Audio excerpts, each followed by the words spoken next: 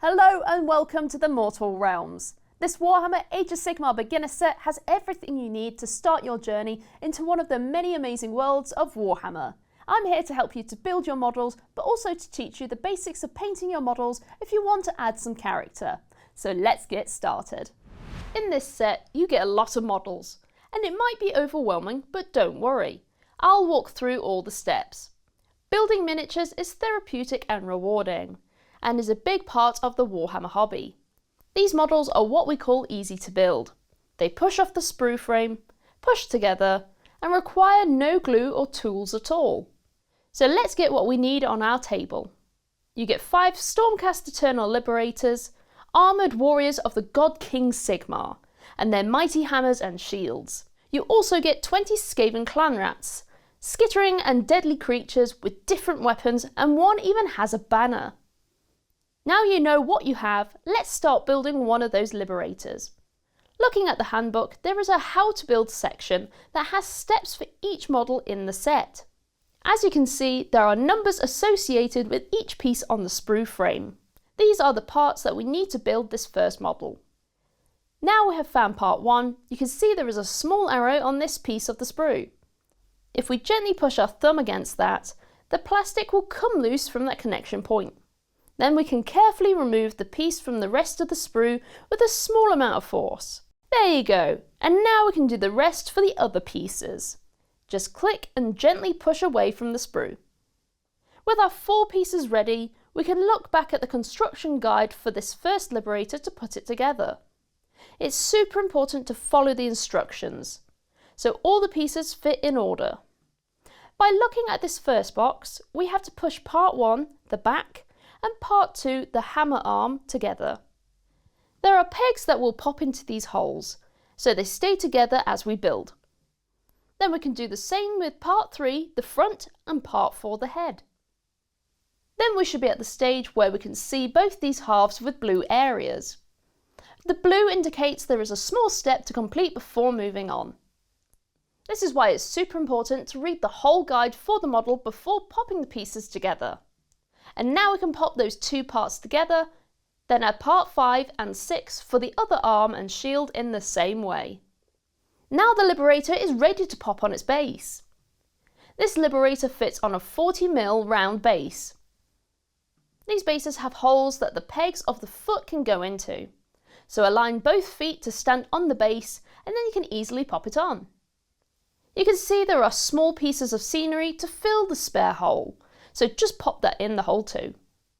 Well done, you just built your first miniature. Now you can keep going and use the same techniques to build the other 4 liberators, following their guide. When it comes to the Skaven, it's the same story.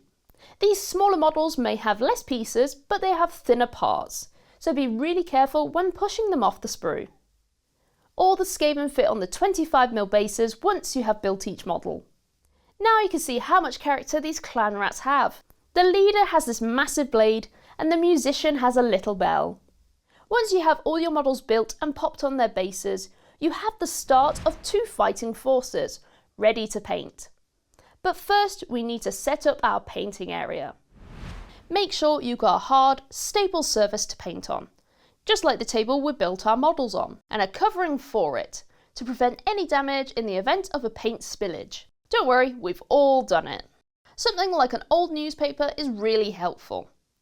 I've got this cutting mat to cover mine.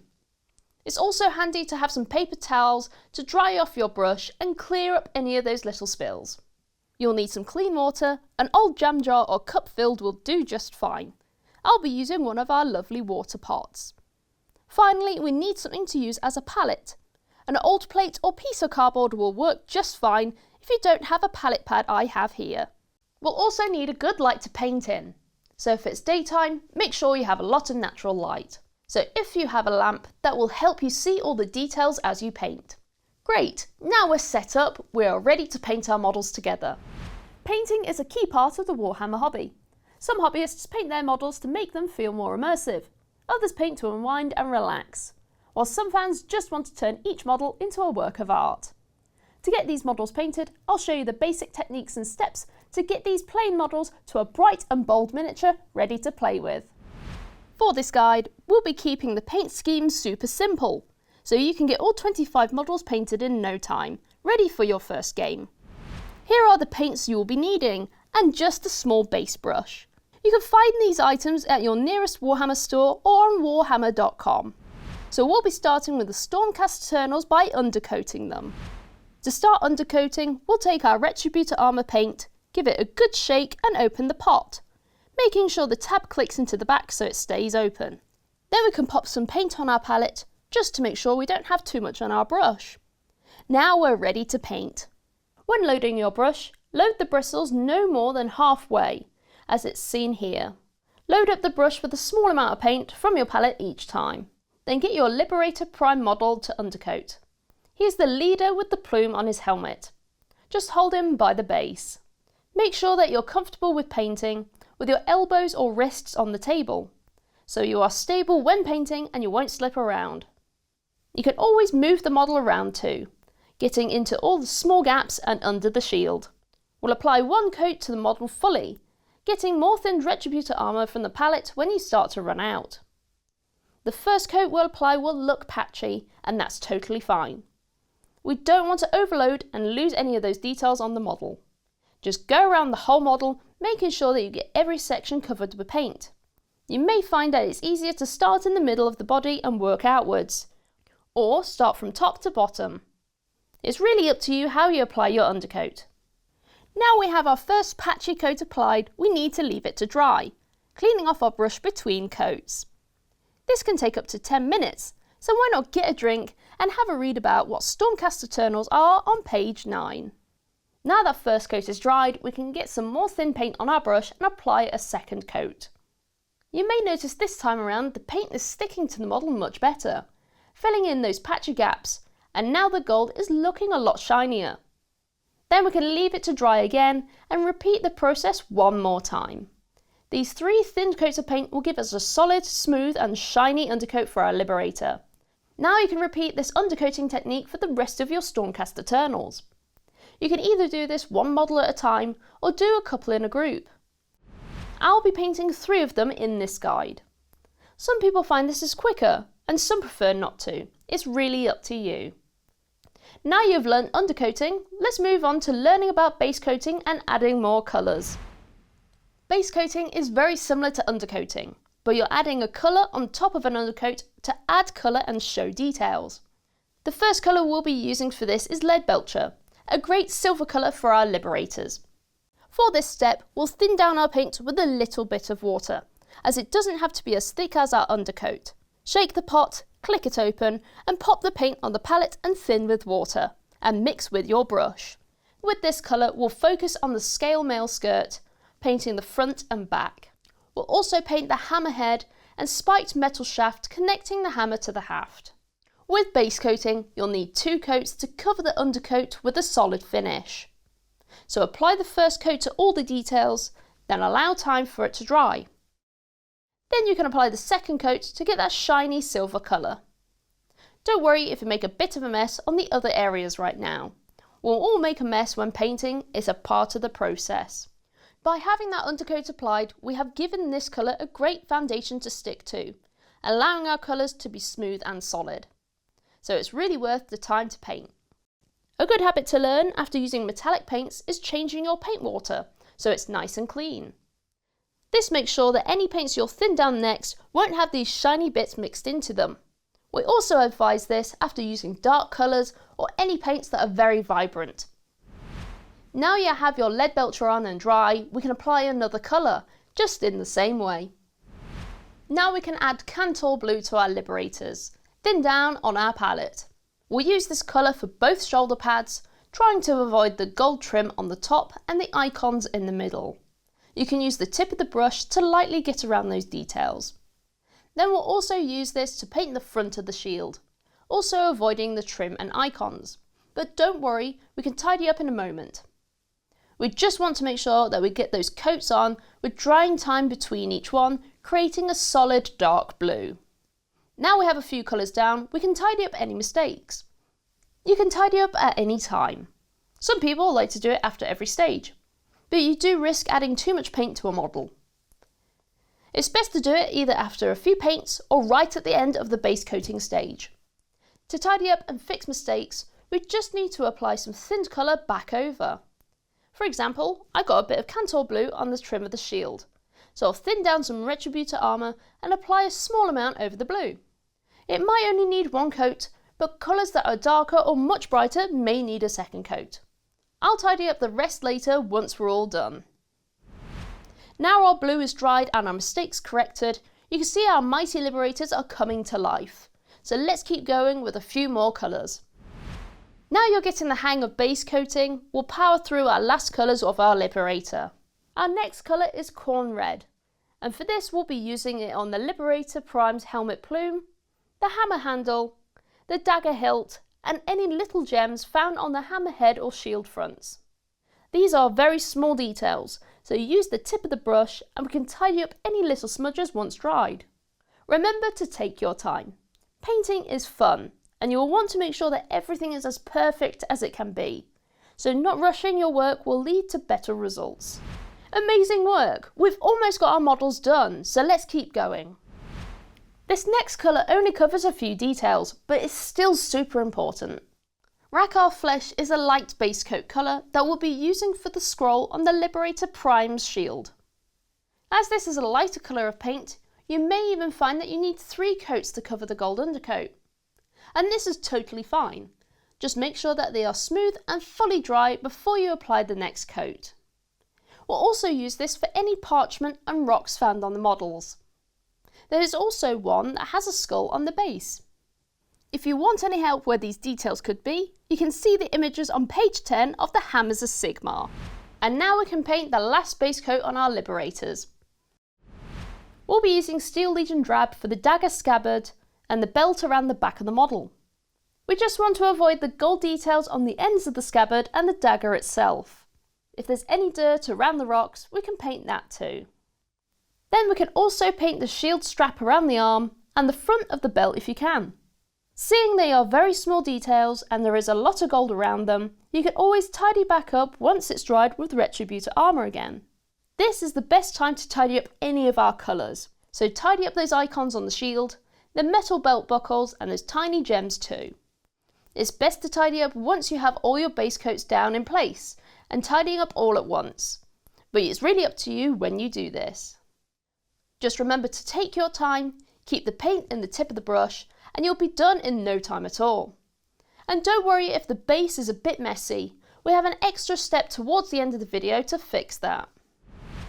And there we are, you just completed your first Stormcast Eternal Liberators. You should be really proud of what you've achieved just in 6 colours. You have mastered the basics of undercoating and base coating, enjoying the journey along the way. You can copy these steps over for the rest of your Liberators, so they can be ready for battle against the enemies of Sigmar.